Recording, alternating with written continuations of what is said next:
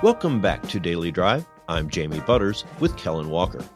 There are more than 21 million vehicles in the U.S. with at least one recall. Ryan Maher is a St. Louis area dealer and CEO of recall solutions platform BizzyCar.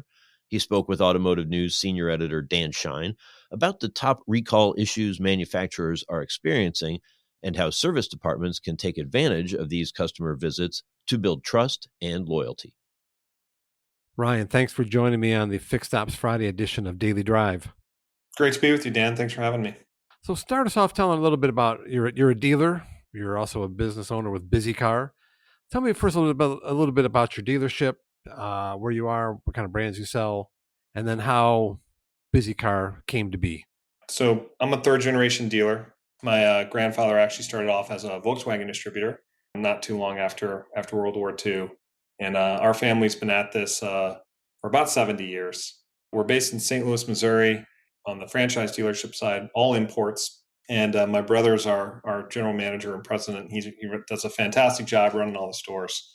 And BizzyCar actually was born out of one of our dealerships. You know, my dad makes us work 3 Saturdays a month, shared hardship in the dealership world, right? You Nice. gotta be there to sell cars. Yeah, absolutely.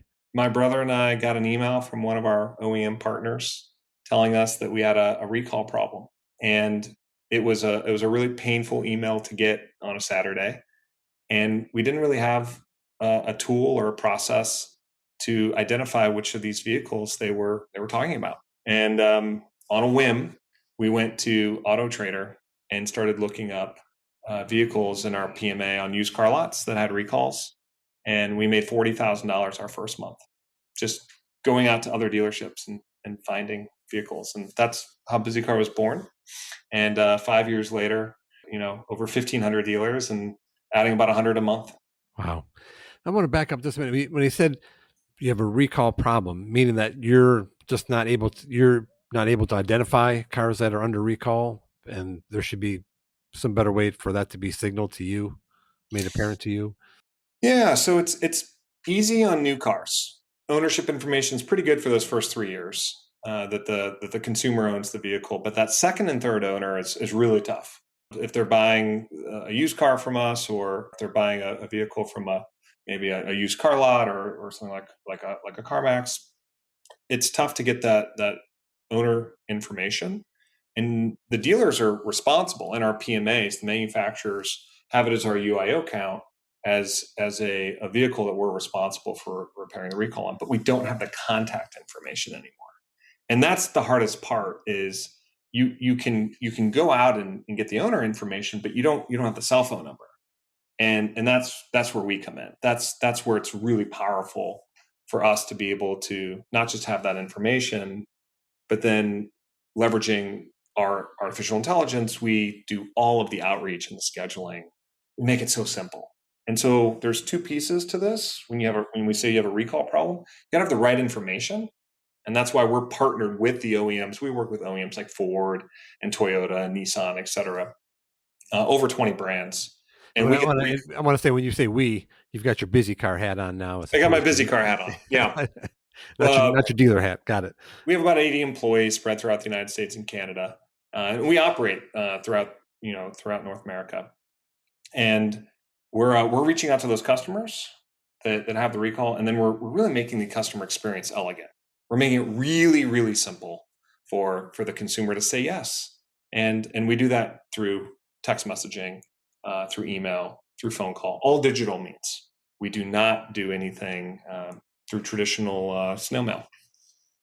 And so one of the aspects that you guys do, one of the things that you do as BizzyCar is you do a quarterly recall report, and your Q3 recall report came out just recently.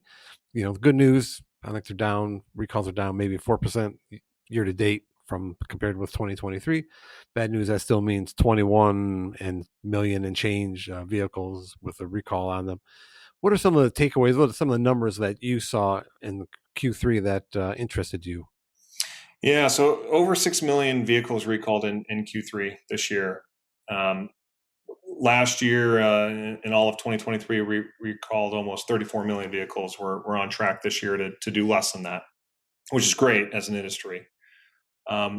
But some of the numbers that are really jumping out at us is what are the types of recalls that are being impacted, and what does that mean for both the consumer, the everyday consumer driving the vehicle, and the franchise car dealership, and for the and as well for the OEM. So for the OEM, when you are able to update either over the air or through a software update, whether a flash update or some kind of reprogram through the OBD2 port, that's a lot faster, a lot more efficient on being able to get those recalls completed, right? The consumer, it requires less time. That's really only about a third of the recalls out there are able to be repaired that way, which requires the other 2/3, the consumers are either bringing the vehicle in, or with a lot of dealerships that we work with, mostly the domestic brands, we're able to send a mobile truck out and do a lot of these repairs. Over almost 80% of those recalls that are not software can be done remotely.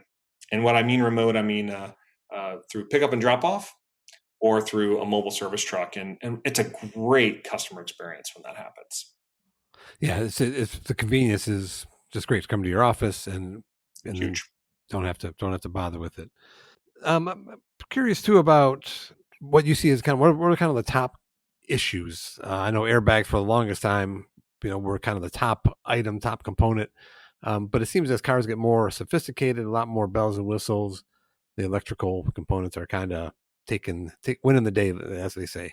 Yeah, I was talking to one of my techs a few weeks ago, and he was staring at a technical service bulletin. He was kind of standing in the service shop, and he kind of had his hands on his hips. And I was like, "Hey, Nate, what's going on here? What's the challenge?" He goes, "You need to be an electrician to figure out some of these things." I mean, the amount of electrical modules and the circuitry in these vehicles today, especially with EVs and infotainment systems, and I mean, there's a switch for just about every feature, lumbar systems.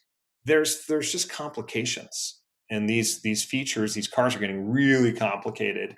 And it's no longer the case where you're flipping up the hood of the car and you're looking at it. It's easy to diagnose what the issue is right away. A lot of electrical issues, environmental control systems. That seems to be we haven't done a lot to change how does the air conditioning of the car impact or update over time. Those are things that, as wear and tear of the vehicle occurs, they're more prone and susceptible to a recall the older the vehicle is. As for Takata, I think we're all tired of talking about Takata. We really want that to be finished. We're down to the last few million of them, but it's still a huge, huge number, and it's something that we do come across every day in our business, both on the BizzyCar side and the franchise dealership side. Wow. And finally, BizzyCar puts out this report, and if I'm a service director somewhere, this is an opportunity, right, for dealership service departments to get these cars in, to service them, to get a good customer experience, maybe build some loyalty that for cars, especially maybe might be out of warranty and they might be going elsewhere, to get them back in the fold. So just kind of speak about that opportunity and how dealerships should approach this. One of the best features of explaining this report to dealers and manufacturers is the ability to improve the customer experience and improve service retention. It's a great opportunity to reintroduce yourself as a dealer to your customer base by giving them a great customer experience and fixing this free safety issue. That's how we typically approach it with our customers. Mr. Customer, this is a safety issue. It's important we get it fixed. We'd love to offer you complimentary service valet or mobile repair if your store offers that, or we'd love to get you scheduled in here, in the next week or two and get that vehicle repaired. What a great chance for a customer that may not have been in your store for 2, 3, 4 years. We have a metric we track, Dan, called DSLV, days since last visit. And through all of our thousands of customers, it's over 700 days. That's the average DSLV. So that's a customer that hasn't been in your store in 2 years. And this is a chance. Maybe they've defected. They've gone to an independent repair facility or a mom and pop. This is your chance, Mr. Dealer, to reintroduce yourself to your customer. And as my dad always says, nothing happens until you sell a car in the car business. So get them in for service, make a great customer out of that, and sell them a car. Yeah, great advice. Ryan, really enjoyed chatting with you. Thanks for your time. Thanks, Dan. Ryan Maher is the founder of BizzyCar. He spoke with our own Dan Shine. That's Daily Drive for today. I'm Jamie Butters.